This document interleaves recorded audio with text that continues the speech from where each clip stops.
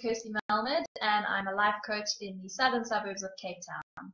Last week I posted my very first Facebook Live video, which was pretty exciting, and that was on the first reason why somebody would come and see a life coach, which is that they have a decision to make.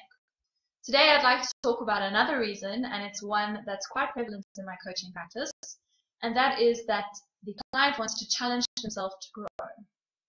So what I mean by this is they find themselves in a particular situation or talking to a particular person, and they react in the same way every time, and that reaction leaves them feeling really uncomfortable.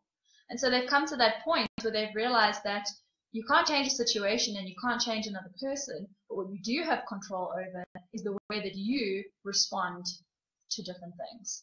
So rather than react from a place of emotion or hurt or previous conditioning, they choose to respond differently. And so how a life coach comes into play there is they provide a space where you can really look at that in a non-judgmental setting. Because when you're by yourself or when you're talking to your friends, it's really easy to get into that self-sabotaging mode of, oh my God, I was so stupid, why didn't I do that? Or why did I do that? Or, should have, could have, would have, the shame spiral, the voice inside the head. Whereas in a coaching space, you don't have any of that.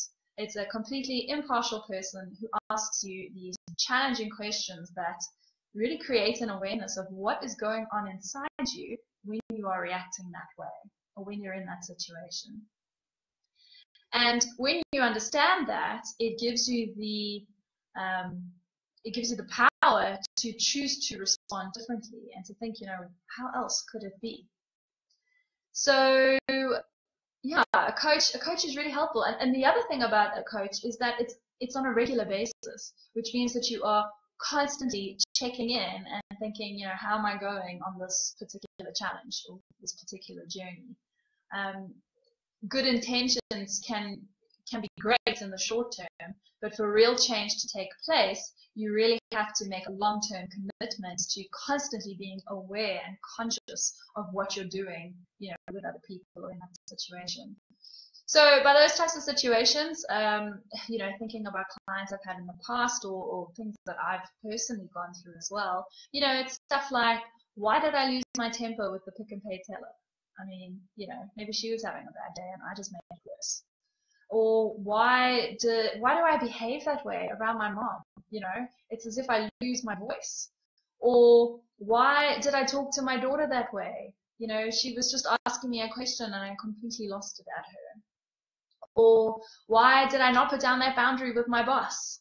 I ended up working an extra 2 hours for free. So really, it's anything like that that you want to look at and explore and change. Okay. So if anything that I've said has rung a bell inside your head or sounds like something that could be quite useful to you on your journey, then please do get in touch.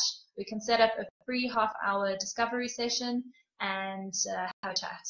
My phone number you can find on my Facebook page, or you can send me a private message and I will get back to you.